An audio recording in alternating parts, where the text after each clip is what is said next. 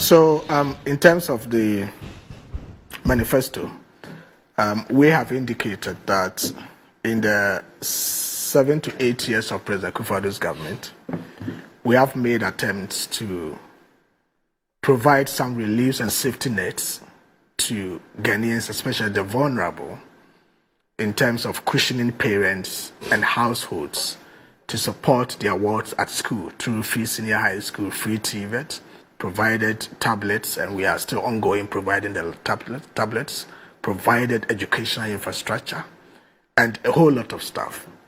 Going forward, the focus in the 2024 manifesto that we launch is to see how best we can spur growth in the private sector to enable them to create more jobs for the Ghanaian young people. Because we understand that the issue of unemployment still persists, and it's something that governments, whichever political parties in power, must do much to make huge interventions. And then also, we have also realized that there's so much burden on government in terms of financing. And so if we always want to rely on government to finance certain key infrastructure in the country, it will take us a longer period of time to be able to make such interventions. And that is why we are bringing or trying to deepen the PPP arrangement to ensure that the private sector also comes to the fray to provide certain government infrastructure, like, educational infrastructure and what have you. If you go to the universities now, you can see Legon, KNUST, they have piloted this and it works very well, where they get the private sector to build hostels and then rent to the school or the students over time, and after some years, the university takes over the property. And so government thinks that we should be able to free some space in terms of government expenditure to get the private sector to come in.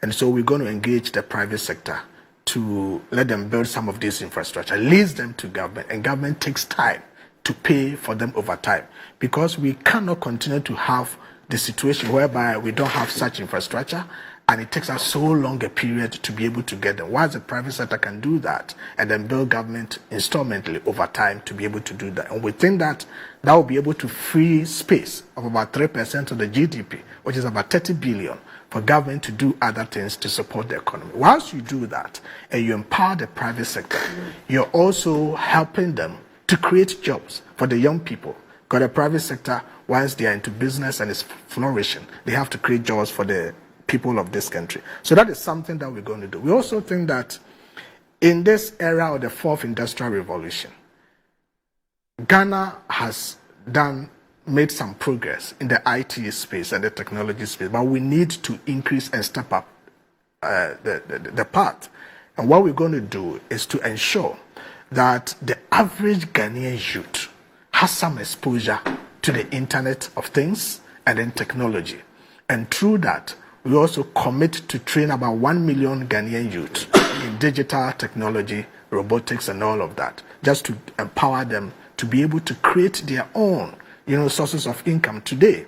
By virtue of the integration of the Ghana card with the other systems and the mobile money interoperability and commerce on the internet, a lot of young people are able to create and make some income over time and overnight to support their parents and to support themselves at school. We think that we need to scale up this particular intervention to help the Ghanaian people. We also see that in the SME sector, there's so much to be done. In terms of the workforce, the SMEs employ about 80% of the people, and they constitute about 90.2% of the total jobs that are created or entities in the country. If there's a deliberate attempt to empower SMEs, then they'll also be in a better position to get financing for the activity, because part of the problems that we have in this country is financing SMEs. And it's also because most of them are in the informal sector. And we all know that the informal sector is highly risk. And so even if they want to access funds, the risk premium and all of that creates a whole lot of disincentives for them to go into business.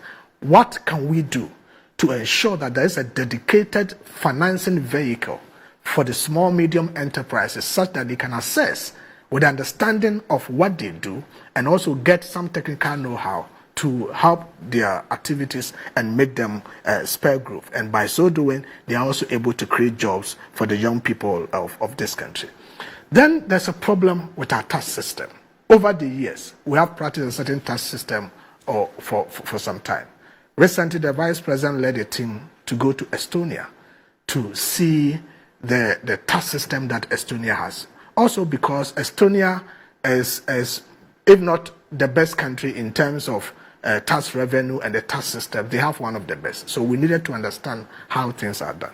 And we got to know, understandably, that there's a simplified tax system for everybody in Estonia. And we think that we can shift from the current tax regime that we have in the country that more or less creates multiple taxation in the system, and the VAT, the output, input tax, and the cascading effect of all of that. So we think that we need to create a system that simplifies our tax system with a flat rate tax for every Ghanaian. It makes it easy to compute, it makes it easy to apply, and it makes it easy to collect, such that people can easily file their taxes and then also get the economy running. So that is something that we intend to do for the businesses in this country. And then we look at the port issues. You know, part of the problem that the businesses are facing is when they go to import goods and they come back, the exchange rate has changed, and therefore it imposes additional burden on how much they have to use to finance or clear the goods at the port. And a lot of people are not able to clear. They say demurrage, and somebody who has had a very good intent to import a product to the country to help his or her business and to help supply the basic needs of the economy. That person brings the goods to the port and is not able to clear. It goes to demurrage, and then we have to auction it to another person who did not go through the suffering of importing that good. We think that we can change the system, and part of the solution is to ensure that there is a flat rate for duties in terms of containers that are coming to the country, so that there will be that kind of certainty to the business community to give them that kind of space that they need to be able to run their business. So this is something that is not happening now, but the Vice President thinks that given the executive authority as the President of the state, he will be able to get this done for the benefit of the Ghanaian people.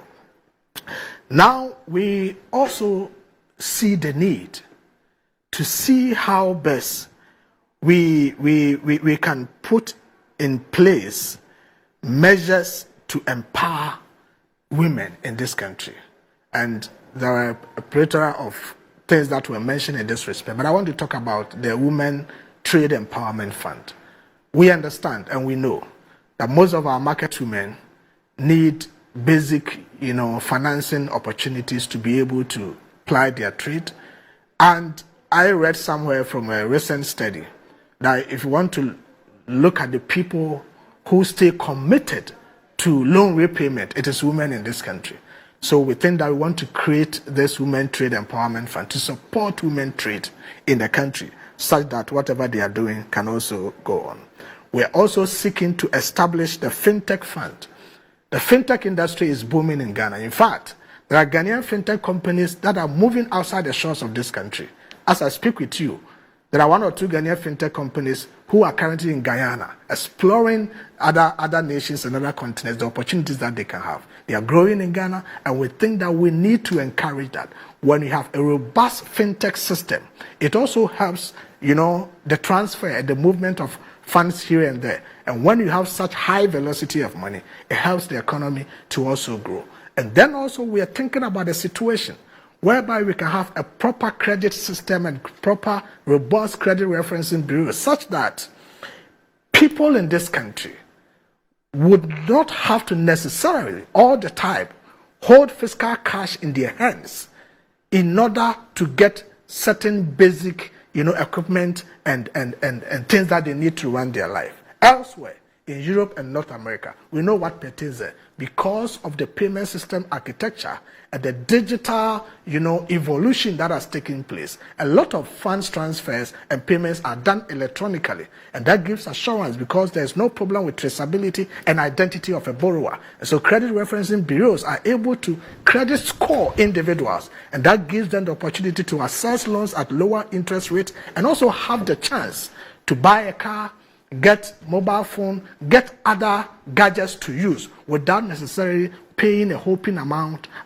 on the table. So that is what we want to create in the country. And we think that we've been able to put the pieces of the jigsaw together to enable us leapfrog on the technology that we have created. Because by the virtue of the Ghana card, individual identity is not a problem in this country. So when you want to approach somebody for something on credit, your traceability and identity, which hitherto used to be hindrances to the person's, responsiveness to your request, is no more. So we want to do this and offer that opportunity, especially to the Ghanaian middle class, who has completed university, has met a young lady that he wants to marry. He needs to rent a home. He needs a television in the house. He needs a small car to use. He needs an air conditioner, but does not have the capacity and the 20,000, 30,000, 50,000 to get all of this at a go before he or she goes to marry. If we have a credible and robust credit system